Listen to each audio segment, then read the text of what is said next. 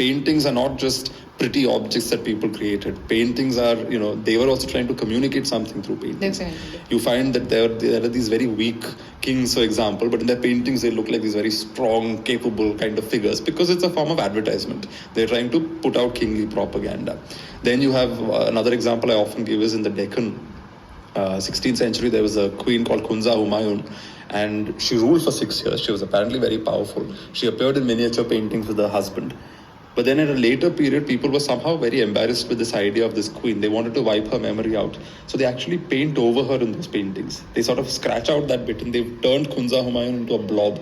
So you have miniature paintings where there's the king, there are the attendants, there are the trees, there are all the things in the painting. But where she sat, you have a blob. So it's interesting that painting is also telling you about society in some ways, which is uncomfortable with a woman ruling. That single piece of art is both about the presence of a woman and her deliberate sort of cancellation, as it were, by a later generation. So in general, I find art a very interesting source to trace history through. So there's no favorite school as such.